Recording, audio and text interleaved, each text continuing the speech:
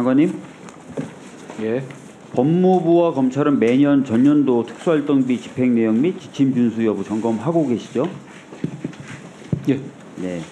지침 준수 여부 따질 때 기준이 되는 지침에는 기재부의 예산 및 기금 운영 계획 집행 지침, 감사원의 특수활동비에 대한 계산 증명 지침 이런 것들이 포함되어 있는 것이죠?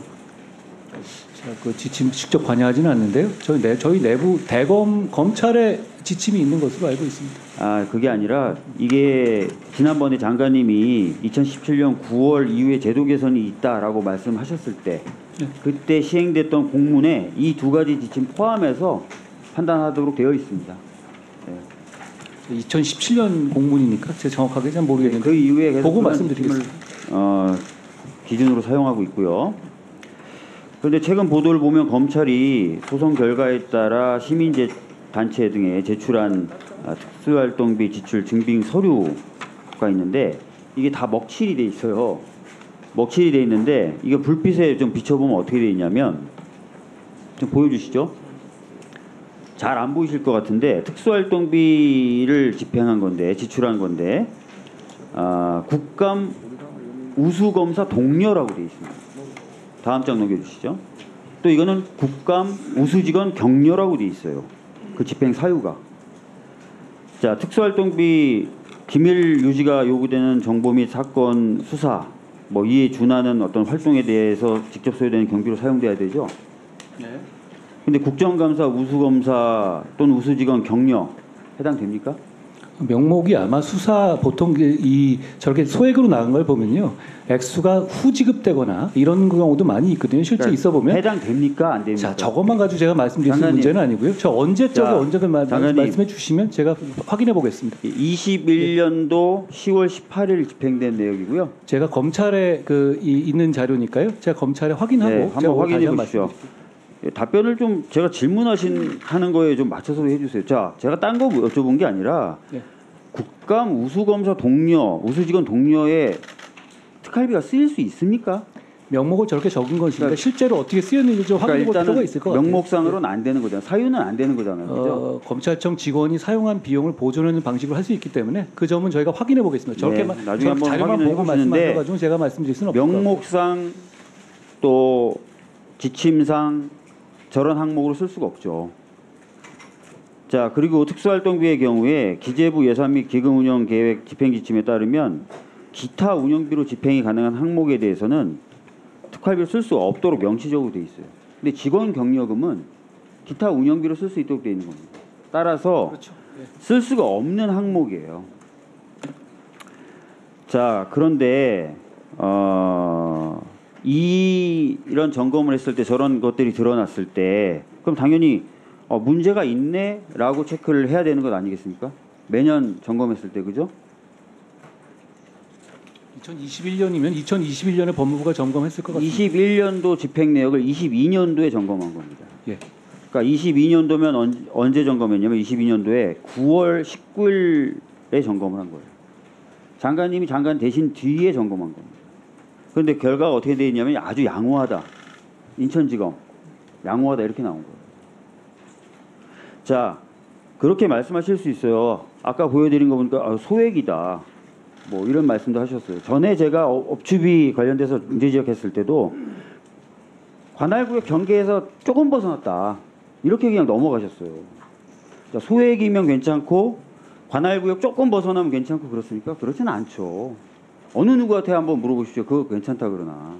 그렇게 말씀하시면 안 되고요. 그리고 대부분 먹칠해서 확인할 수 없는 자료 중에 간신히 불빛에 비춰봐서 확인될 수 있었던 자료 중에 저렇게 나온 겁니다.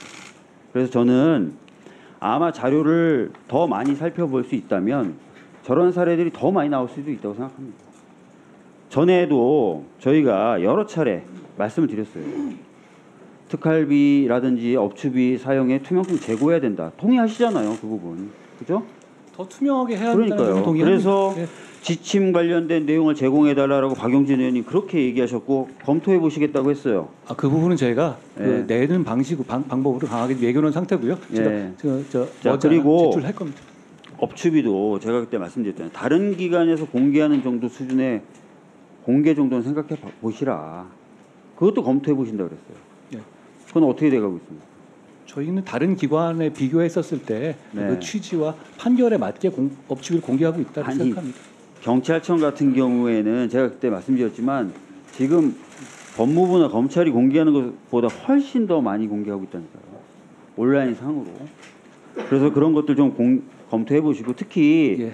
기재부에서 내린 지침을 보면 기관의 장은 업추비 같은 것들 공개의 투명도를 높이도록 노력해야 된다라는 내용도 포함되어 있어요. 지속적으로 노력해야 된다. 그러니까 제가 말씀드리는 거에 취지에 반대하시는 게 아니잖아요. 저 공감합니다. 그러니까요. 예, 예. 그러니까 이렇게 좀 합의될 수 있고 동의할 수 있는 부분은 예. 조금씩 챙겨 나가면서 조금씩 개선을 해 나가자고요. 업추비 부분은 지금 네. 소송 진행 중인 부분이 있어서 그 결과에 따라서 진행하고 다만 의원님하고 이 부분에 대해서는 저도 비슷한 생각인 게요. 저도 이런 거 가급적 많이 공개해야 한다고 생각합니다. 저는 아예 그래요. 안 씁니다. 네, 그렇게 공개하시고 잘못된 부분이 있으면 바로 잡으시고 그렇게 하시라는 말씀 드리는 겁니다. 자, 짧게 시간 남아서 이게 어느 정도 가능할지 모르겠는데요. 김태우 전 강서구청장 관련된 대법 판결에 대해서 예? 장관님이 유호정 정의당 의원하고 예결위에서 질의응답하면서 그 판결 취지에 대해서 동의는 하지만 공익신고자가 아니라고 한 부분은 단순히 법상 신고 대상 범죄가 아니라는 부분 또는 절차상 그렇지 않다는 부분을 지목한 것이다 라고 답하신 적이 있어요. 맞죠?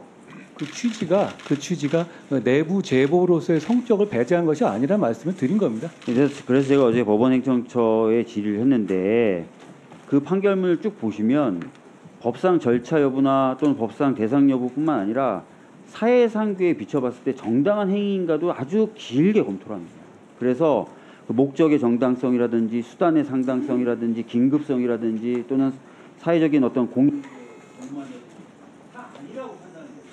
그래서 장관님이 말씀하신 것처럼 그냥 법상 대상 범죄가 아니라든지 여기에 판단이 멈추는 게 아닙니다. 이 부분 한번 확인해 주실까요? 예, 제 말씀은 그 판결에 대해서 제가 가부를 말씀드리는 것은 아니고요. 다만 말씀하실 때 그 공익 제보 여부를 결정하는 것은 그 형법이잖아요. 직권남용, 조국 직권남용이란 이런 부분에 대한 제보는 이 형식적인 공익 제보 요건에 해당하지는 않는다. 그건 그냥 맞는 말이죠. 그리고 그게 실제로 보면은 김태우 씨가 제보한 사항 중에 상당 부분이 유죄로 확정된 부분이 많이 있지 않습니까? 유죄수 뇌물이라든가 조국 직권남용이라든가 이런 부분. 그런 부분 때문에 그게 어떤 내부 제보로서 공익 제보의 성격이 없는 것은 아니다. 이런 식의 판단을 말씀드리는 겁니다. 권재성 의원님